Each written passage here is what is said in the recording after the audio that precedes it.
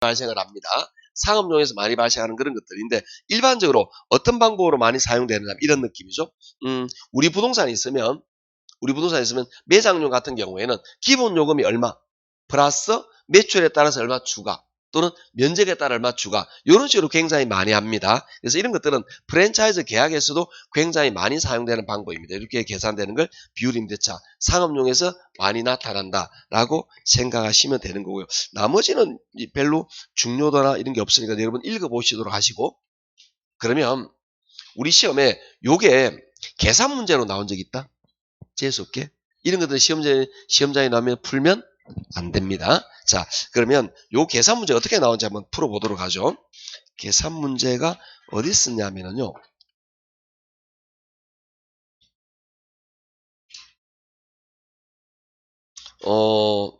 일단 이론 문제도 있으니까 이론 문제도 한 2개 보면서 보도록 합시다.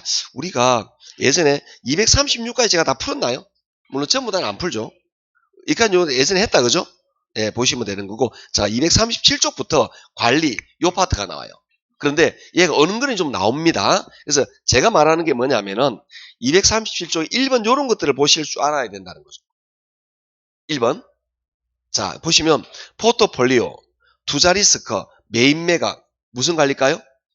이게 이런 것들을 틀리면 답이 없습니다. 이해하시겠죠? 그런데 이 포인트를 모르고 있으면 이게 이해가 잘 안 돼요. 뭘 물어보지? 이렇게 된다라는 거죠. 이건 뭐냐? 요걸 말하고 있는 거죠. 이해하시겠죠? 그래서 이걸 개로는 좀 자주 보셔야 돼. 그래서 요 포인트다. 보고 나면 금방 장난입니다. 자, 이런 문제가 시험에 잘 나왔다는 게 밑에도 보이죠? 바로 밑에 보이잖아요. 그게 좀 자주 나온 스타일이다. 라고 보시면 되는 거고 이런 거 할 줄 아니까 여러분이 보도록 하고 자 넘어갑니다. 우리는 5번을 볼게요. 239쪽입니다. 옳은 것은 하고 물었다. 그죠? 이렇게 통합적으로 나오면 좀 짜증나요. 그래서 이 통합적인 내용을 풀기 위해서는 사실은 우리가 요약이 너무 양이 작아요. 그래서 제가 여러 차례 말했는데 좀 시간이 되면은 이제 우리 그 기본서를 정독할 필요가 있다 그랬죠. 기본서를 정독하면 여기 있는 내용이 구석구석 있는 내용이 나와요. 지금은 기본서 정독하면 앞면이 있고 그 다음 이해가 되기 때문에 적절하게 오랫동안 남아 있습니다. 자, 5번 볼게요. 1번 부동산의 법률 관리는 부동산 자산의 포트폴리오 관점에서 자산 부채의 재무적 효율성을 최적화하는 것이다. 뭔 말인지 잘 모르겠지만 재무적 이렇게 나왔는데 법률적 뭔가 말이 안 맞죠? 그죠? 재무적 나왔으면 무슨 관리가 되겠죠? 경제적 관리가 되어야 될 겁니다. 물론 이런 지문이 우리 기본서에 있었겠지만 기본서에 없더라도 상식으로 판단이 또 가능합니다. 2번 부동산 관리에서 유지란 외부적인 관리 행위로 부동산의 외형, 형태를 변화시키면서 그렇죠. 그렇게 돼야 되겠죠. 운영은 형태를 변화시키지 않는 상태에서 끌고 나가는 게 유지죠. 형태를 변화시키면 이건 개발이나 리모델링이 될 겁니다. 양호한 상태를 지속하는 걸 말한다. 그래서 변화시키지 않으면서 돼야 되겠죠. 3번 건물 관리의 경우 생애 주기 비용을 분석을 통해 초기 투자비와 관리 유지비의 비율을 조절함으로써 보유기간 동안 효율적으로 총비용을 관리할 수 있겠죠. 이런 것들이 수업 시간에 다루질 않았다라는 거죠. 그런데 이런 것들이 기본서에서 구석에 있는 거예요. 이런 게. 그런데 상식적으로 해결이 가능하기도 하지만 조금 여유되면 그래서 기본서를 볼 필요 있다라는 겁니다. 정답은 3번입니다. 4번. 시설관리라고 했는데 시장 및 지역 경제 분석, 그 다음에 경쟁 요인 및 수요 분석 등이 주 업무다. 자, 시설관리가일까요? 부동산 관리일까요? 자산 관리일까요? 일단 시설관리는 아니겠죠. 이해하시겠죠? 시설관리는 아니겠죠. 청소나 똑바로의 그거잖아. 아니라는 거죠. 그럼 여기 보시면 지역 경제 분석, 경쟁 요인, 수요 분석 이런 것들을 보면은 자산 관리라고 볼 가능성이 많이 있어요. 전체적으로 왜냐하면 이게 지문에 나오는 수요 분석이라든지 지역 경제 분석을 통해서 우리 기존에 있는 부동산을 매각하고 다른 부동산을 매입해 보려는 의사를 지니고 있는 거죠. 그러니까 지역 경제 전체에 대한 분석을 하고 있는 거죠. 그 다음에 5번 보시면 건물의 설비, 운영, 보수, 유지, 시설하는 느낌이 오겠죠? 자, 그러니까 이 문제에서 물론 정답은 3번이지만 제가 볼 때는 4번, 5번을 풀지 못하면 문제를 못 푸는 거죠. 그래서 이 부분이 의외로 지금 우리가 다루고 있는 요 부분이죠. 요거 관리 영역에 대한 부분이 의외로 난이도가 있어요. 요게 지금은 요거다라고 준비하고 있으니까 여러분이 문제를 쉽게 풀었지 요거다라고 준비하지 않으면 요걸 못 찾아요. 그래서 영역에 가는 걸 좀 눈여겨볼 필요가 충분히 있습니다. 그래서 요걸 자주 보셔 눈에 익혀 놓으시면 느낌이 오나 영역이구나 라는 걸 안다면 여러분이 편안하게 문제를 잘 해결할 수가 있다라고 보시면 됩니다. 자, 신나게 나머지는 넘어갈 겁니다. 신나게 넘어가셔서 242쪽에 한번 볼까요? 11번인데 여기에서 사실은 얘가 시험에 나왔지만 원래 전통적으로 시험에 가장 잘 나오는 파트는 요 파트입니다. 원래 시험에 가장 잘 나오는 건 요거예요. 즉 자가관리, 위탁관리, 혼합관리. 전통적으로 관리 파트에서 가장 시험에 잘 나오는 파트가 요겁니다. 그래서 이쪽에 문제를 한번 보는데 그게 11번이에요. 틀린 것은 이렇게 나와 있죠. 참고적으로 볼 건데요. 1번 부동산의 관리는 물리, 기능, 경제 및 법률 등을 포괄하는 복합적인 개념이다. 뭐 특별한 흠이 없죠. 기본서 읽으면 나오는 겁니다. 2번 직접 자가관리 방식은 관리 업무의 타성을 방지할 수 있고 인건비를 제가 봤을 때 인건비는 맞는 것 같은데 관리 업무의 타성을 방지할 수 있고 요게 틀렸죠. 아무래도 그래서 직접 관리하면은 그 건물주인은 자기 하던 것만 하게 됩니다. 타성에 빠지게 되는 거예요. 그래서 효율적이고 전문적인 관리가 잘 안 돼요. 하던 것 이상 잘 안 하게 되어 있다라는 겁니다. 그래서 2번이 틀린 겁니다. 3번 간접 관리 방식은 관리 업무의 전문성과 효율성을 제고할 수 아무래도 맡기면 전문가에 의해서 관리가 되기 때문에 체계적인 관리가 되겠죠. 지금 그거 말하는 겁니다. 기밀 유지에서는 아무래도 좀 불리하겠죠. 아까 밑줄 건 내용입니다. 4번 혼합관리 방식은 자가관리와 직접 관리와 간접 관리를 병용하여 관리하는 형식으로 관리 업무에 전부를 위탁하지 않고 필요한 부분만 위탁하는 게 효과적일 수 있다. 이런 겁니다. 그래서 어중간한 이런 건물은 굉장히 효과적입니다. 5번 혼합관리 방식은 관리 업무에 대한 강력한 지도력을 확보할 수 있고 위탁관리 편의시설 또한 이용할 수 있다. 이 둘은 장점만 나타내고 있는 겁니다. 대신에 단점은 또 있어요. 장점은 혼합관리는 아무래도 건물주인이 개입하니까 이런 지도력도 확보할 수도 있고 그 다음에 맡기는 부분 전문가에게 맡겨지는 이런 부분에 대한 편의성도 찾을 수가 있겠죠. 그래서 대부분 어떻게 많이 하느냐 하면 전기, 엘리베이터 이런 걸 맡겨버립니다. 이런 것들은 건물주인이 관리할 수 있는 능력이 아니라고 보는 거죠. 그걸 맡겨버리고 대신에 계약서, 그 다음에 세입자 직접 상담, 그 다음에 관리비 이런 것들은 건물주인이 돈 문제는 딱 건물주인이 잡고 있겠죠. 계약서하고 이런 것들을 많이 하는 사례가 일반적이다라고 보시면 됩니다. 뭐 가볍게 보시면 되겠고 자 넘어가 볼게요. 244쪽에 가시면 계산 문제가 하나 나와요. 14번과 15번 이 두 개의 계산 문제가 나왔는데 이게 30회 31회 30회 때 이 비율 임대차 계산 문제가 처음 나왔어요. 그런데 어떤 사람은 보자마자 바로 풀었다는 사람이 있습니다. 재수 없는 사람입니다. 그런데 일반적으로 이런 문제를 푸는 게 쉽지가 않아요. 왜? 이 계산 문제가 지금 제가 여기 14번을 풀 건데요. 14번이 30회 때 처음 나왔어요. 이 전까지 30년 동안 이 비율 임대차 계산 문제가 나온 적은 한 번도 없었습니다.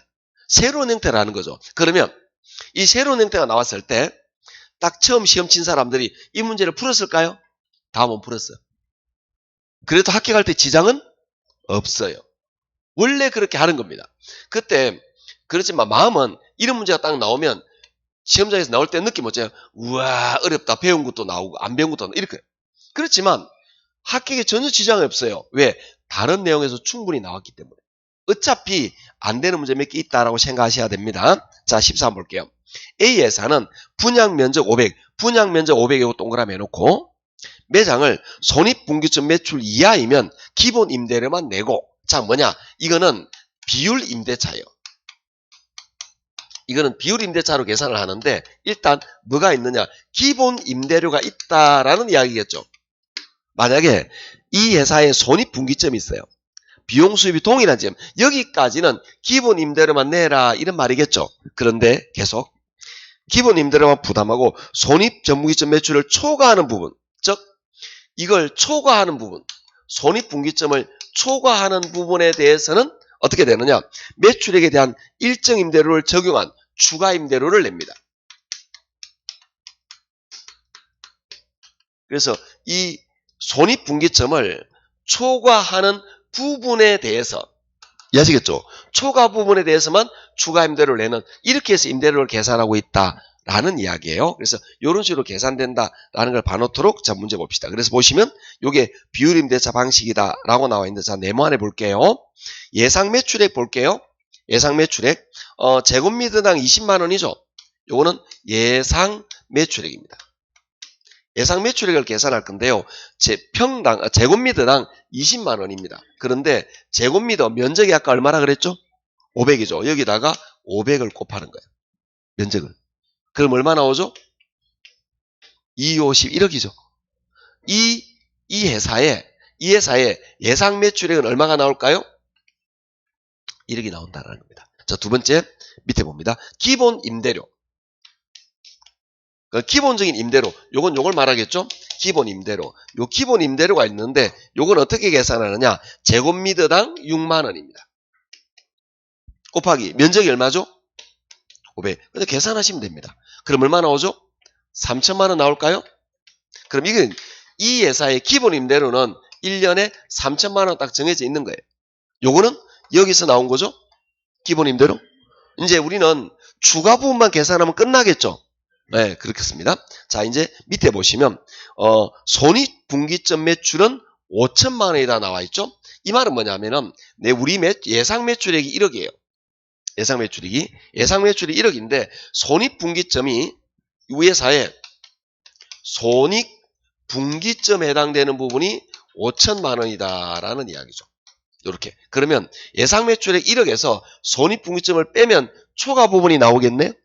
그렇죠. 초과 부분이 나오겠습니다. 자, 이걸 빼면 초과 부분이 얼마 나오느냐 하면 5천만 원이죠. 초과 부분 5천만 원에 대해서 일정 부분에 어떤 임대료를 더 추가로 부담해야 되겠죠. 아까 초과 부분에 대해서 임대료 있다 그랬잖아요. 그러면 예상 매출액이 얼마다? 1억인데 손익분기점이 5천. 요걸 빼면 초과 부분이 나오겠네? 그렇게 계산된 거예요. 5천만 원인데 자 밑에 봅니다. 손익분기점을 초과하는 거에 대해서 임대료는 10%를 더 가산합니다. 그러면 초과 부분에 대해서 10% 0.1 계산하면 되겠네요. 그렇겠죠. 요게 초과 부분에 대한 10%. 요걸 추가 임대료를 낸다라고 생각하시면 됩니다. 요 계산은 얼마가 되느냐? 500만 원이 되겠죠. 요거 그러면 우리 임대료는 어떻게 되느냐? 3,500만 원이 답이 되겠죠. 너무 간단하죠. 원래 알고 나면 간단합니다. 시험장에 이걸 봤을 때 충격은 이루 말할 수 없습니다. 이건 같이 풀이가 아무것도 아니지. 그러니까 시간을 좀 풀 수 있어. 그런데 시간이 제한적이에요. 개로는. 그렇기 때문에 시험장에서 이런 걸 풀면 안 된다라고 말하는 거죠. 그 이유는 뭐냐? 제가 여러 차례 말하지만 계산 문제 어려운 점은 뭡니까? 계산을 풀었습니다. 내가 계산한 답이 보기에 없어요. 이때 그 당화값, 당호값 이거는 이루 말할 수 없습니다. 진짜 또 치고 또 푼다 또 없다. 그러면 굉장히 내가 멘붕이 빠져요. 그걸 하지 마라 이거죠. 이거 풀지 말고 아까 했던 요거 풀면 되잖아. 요거 풀면 되는 거잖아. 그죠? 요거 풀면 되는데 왜 요걸 푸냐고. 풀면 안 됩니다. 시험장에서. 그러면 모두 다 풀면 안 되냐. 그건 아닙니다. 사람에 따라서 풀어도 되는 사람이 있고 안 풀어야 되는 사람이 있어요. 대부분 풀면 안 돼. 제가 보면. 그런데 제가 수업하고 마쳤는데 이걸 암산으로 풀었던 사람이 있더라고. 자기 어떤 사람이냐면은 이게 자기가 그 커피숍 매장을 했대요. 매장 계산을 이렇게 했대. 자기가. 그러니까 그 프랜차이즈 커피숍인데 계산을 이렇게 했다 이거죠. 자기 하니까 몇 년을 이렇게 운영하면서 이렇게 계산했으니까 기본 임대료에다가 본사에 보내는 걸 계산할 때 이 매장도 그 회사 거라네요. 그러니까 임대료가 회사에 납부만 빼고 자기 건데 계산할 때 기본 뭐 몇천만 원에다가 1년 몇백만 원에다가 매출액에 따라서 얼마를 더 내는 거라. 그렇게 계산하면 이제 모든 비용이 제한은 이런 식으로 계산했기 때문에 자기는 이렇게 했대. 그러니까 자기는 너무 쉬운 거지. 그런 사람이 얼마나 있을까요? 배분 일반적이지 않다라는 겁니다. 그래서 이렇게 계산돼요. 이게 31회 때 나왔어요. 그런데 32회 때 오른쪽에 15번 이건 정말 나쁜 놈이다. 이걸 문제를 낸 다음에 그 다음에 바로 이거 응용 문제가 나왔어요. 즉 요렇게 차례대로 풀면 참 좋겠는데 이거는 풀이 안 할 거예요. 맨 마지막에 볼게요. 15번 다섯째 줄에 맨 마지막에 손익분기점의 매출액은 얼마이냐 이렇게 물었죠. 자 이거는 뭘 물었느냐면은 요거에 따른 임대료 요걸 물어본 게 아니고요. 임대료를 주고 손익분기점 매출 즉 요게 얼마이냐라고 물었어요. 그러면 요거에서 찾아서 거꾸로 해서 요걸 해나가야 돼. 할 사람은 해보시고. 아시겠죠? 원리는 요거하고 유사한 개념입니다. 아시겠죠? 그래서 이렇게 거꾸로 요 놈에서부터 차례대로 거꾸로 해서 풀어나가야 되는 내용이에요. 풀이 과정도 이렇게 나와 있습니다. 그래서 이걸 읽고 이해하시면 한번 풀어보시면 아는데 여하튼 요렇게까지 앞에 학원에서 푸는 적이 있어요. 분위기 너무 안 좋아. 그래서 이런 것들은 굳이 안 해야 되겠다라고 제가 판단을 한 겁니다. 어차피 제가 안 하고 개인적으로 질문하면 풀어드릴게요. 아셨죠? 그래서 요거 응용이다. 15번 그렇게 보시면 됩니다. 자 이제 다시 기본수로 요약집으로 돌아오셔가지고 이제 149쪽입니다. 이제 뭐가 나오느냐 하면은 마케팅이 나와요. 마케팅이 나오는데 우리가 나중에 이제 문제 풀면서 좀 이야기도 다루겠지만 개론의 좋은 점이면서 나쁜 점은 뭐냐면은 사회 현상을 좀 반영합니다. 민법하고 좀 달리 사회에 만약 이슈가 되는 게 있으면 좀 문제를 내는 경향이 있어요. 마케팅도 그런 면이 좀 있습니다. 특히 요런 쪽이나 이런 쪽에 그런 면이 좀 많이 있어요. 그래서 그런 부분 좀 주의하셔야 되는데 여하튼 약간 책을 벗어나는 내용이 상식적인 내용이 좀 나온다라고 보시면 되는데 일단 그래도 전통적으로 자주 나오는 걸 기본적으로 정리해 놓으시면 굉장히 쉽습니다. 전통적으로는 굉장히 간단해요. 마케팅을 세 가지로 먼저 나눕니다. 첫째, 시장 점유 마케팅이라고 그래요. 한번 따라해 볼까요? 시장 점유 마케팅. 이거는 생산자 즉 공급자 중심의 마케팅입니다. 자, 그다음에 두 번째 뭐냐면은 고객 점유 마케팅 하는 게 있어요. 한번 해 볼까요? 고객 점유 마케팅. 이거는 고객 소비자 중심의 마케팅이다라고 보시면 되는 거죠. 자, 세 번째는 이 둘의 관계가 중요합니다. 따라할까요? 관계 마케팅. 이런 관계를 말하는 건데 요거는 공급자, 생산자와 소비자의 장기적이고 지속적인 관계를 말하는데 지금 보면 쉽죠? 근데 시험에 이렇게 나오면 잘 틀리세요. 소비자 중심의 마케팅을 시장 점유 마케팅이란다. 지금 보니까 알겠지? 근데 시험자 이렇게 나오면 이게 만만치 않아요? 공급자 중심의 마케팅을 고객 점유 마케팅이란다. 이러면 지금은 보니까 알겠지만 이게 의외로 쉽지가 않아요. 왜 그러냐면은 우리가 공부를 해보면 특히 개론 공부를 하다 보면은 어떤 단어는 한 번 들어도 탁 꼽히는 게 있어요. 어떤 단어는 잘 안 꼽혀요. 예를 들어볼까요? 맹지 탁 꼽히잖아. 지금도 기억나잖아요. 한계지 이런 딱딱 꼽혀요. 그런데 어떤 게 안 꼽히느냐 하면은 예를 들어서 표준적 이런 거. 그러면 이런 것들은 잘 느낌이 안 들어요. 이것도 마찬가지예요. 이 단어 자체가 탁탁 꼽히는 단어가 아니에요. 그러니까 우리말로 좀 그 내용을 정확하게 설명하고 있는 거지만 이게 잘 꼽히는 단어가 아니다 보니까 이 둘이 헷갈리게 느껴질 가능성이 존재합니다. 그래서 이런 경우는 눈에 자주 보면서 익혀놓을 수밖에 없는 겁니다.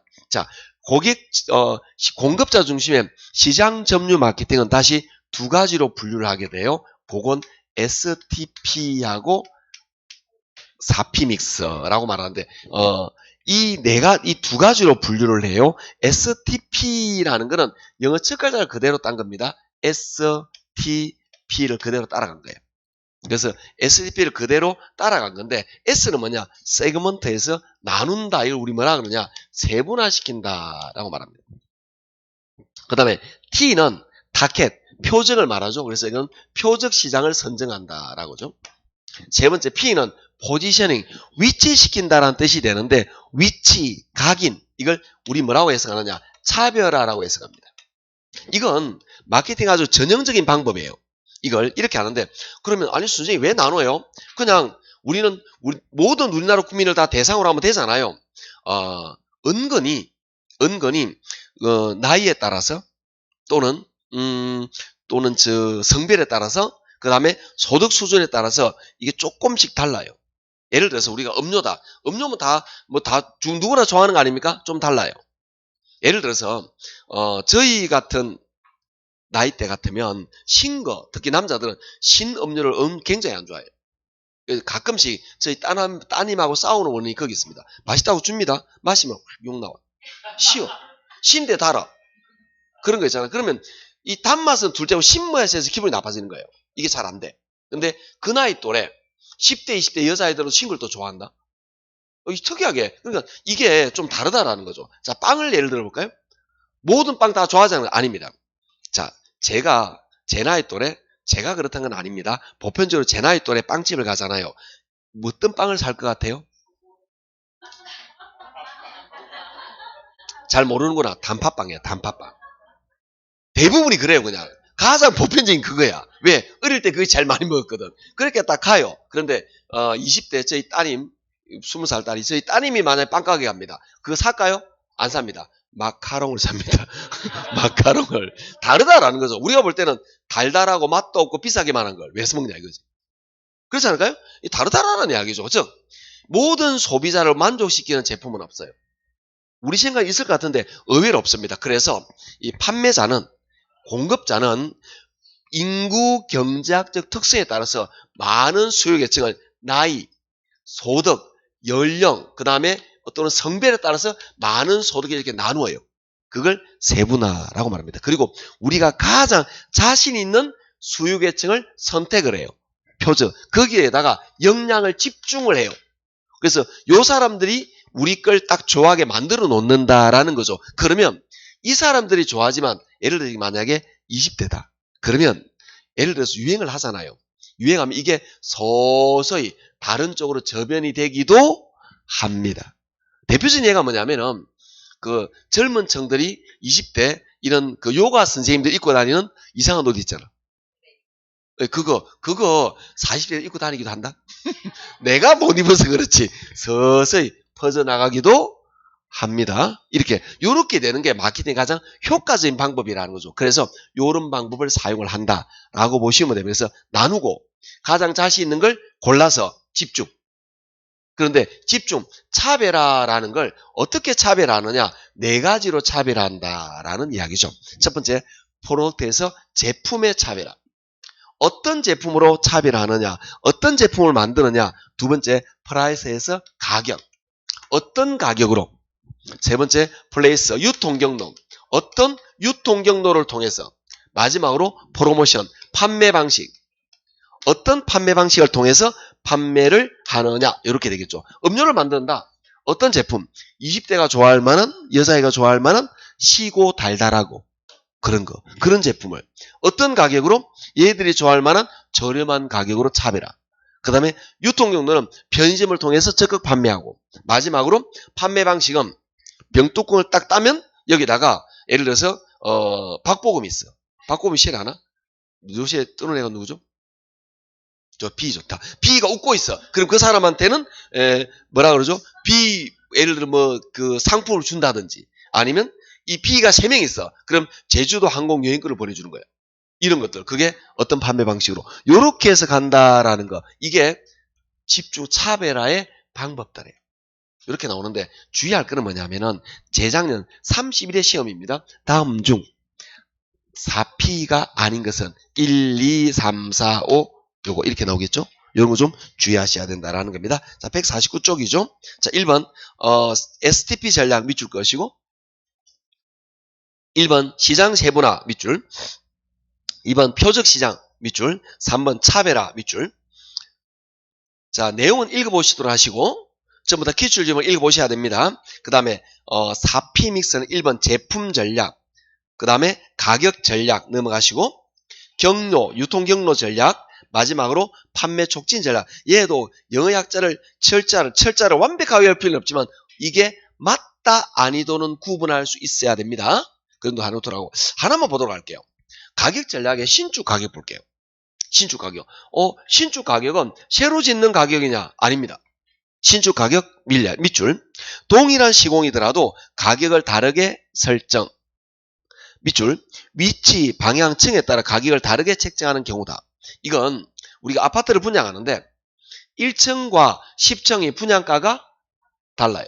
10층이라도 강을 보이는 면적, 강을 볼 수 있는 뷰가 나오는 거와 강을 못 보고 도로를 보는 게 또 가격이 달라요.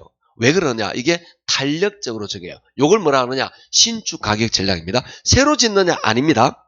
탄력적으로 적용한다라는 거죠. 1층은 사람들이 싫어하니까 가격을 좀 낮춰서 분양을 해야 돼. 왜? 시끄럽거든. 그러니까 1층에 살아보면 압니다. 오만 사람들 엘리베이터에서 막 떠들잖아.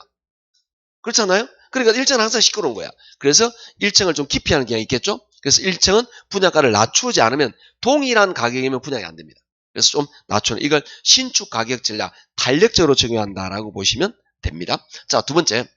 고객 점유 마케팅이라는 게 있네요. 고객 점유라는 건 뭐냐면은 고객의 어떤 고객의 심리가 있어요.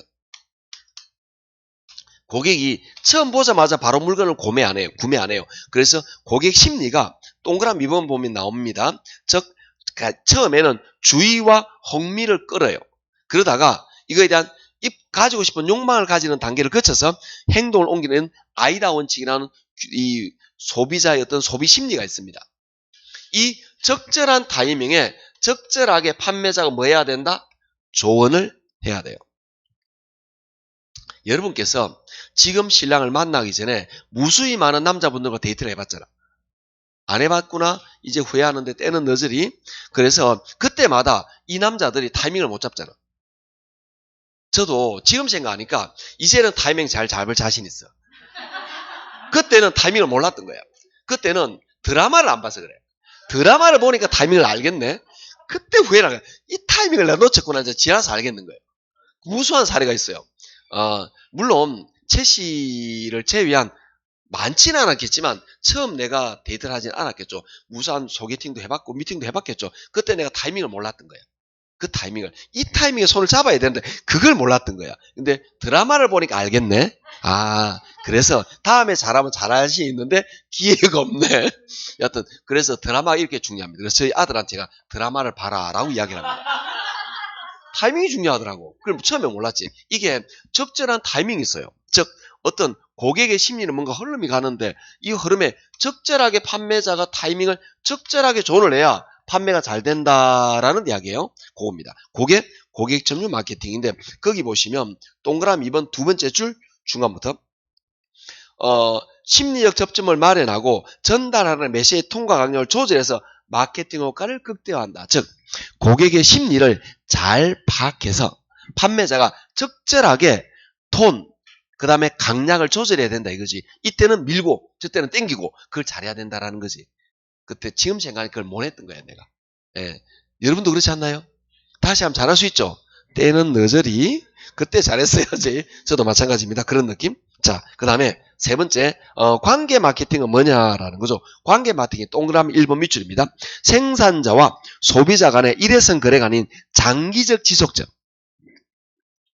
이 관계 마케팅은 뭐냐면은 여러분이 예를 들어서 어떤 커피숍을 갔어요. 그랬더니 고객님 그러면서 스탬프를 찍어주는 거예요. 커피 3명 가니까 3개를 찍어주지. 이거 5개 되면 커피 한 잔 공짜로 드려요? 그러면 다음에도 그 길을 또 가겠죠. 예, 그러면서 다시 그 길 가. 그러면 이 공급자는 스탬프가 완공성됐네요. 커피 한 잔 무료로 드리겠습니다. 이렇게 되겠죠. 요렇게 장기적으로. 그럼 다음에도 이게 또 가겠죠? 이렇게 장기적으로 되는 거. 대부분 저희 같으면 일반적으로 일회성 거래입니다. 저희는 한 번 사면 끝. 이건 일회성 거래인데 이렇게 그렇지 않고 장기적으로 이 회사 브랜드를 지속적으로 한단 말이죠. 이렇게 되는 게 여기 말하는 관계 마케팅입니다. 그리고 적절하게 이 회사에서는 이 소비자, 우리 주 고객 소비자에게는 이렇게 생일 되면 뭔가 보내기도 하고 막 그래요. 오라고. 그러면 얼마나 감동을 받겠어. 다른 데하고 계속 이쪽에 가겠죠. 그렇게 해서 주기적으로 연결되는 거. 이걸 장기적 지속적인 관계를 관계 마케팅이라고 합니다. 좀 쉬었다가 문제는 좀 쉬었다 풀도록 하죠. 좀 쉬겠습니다.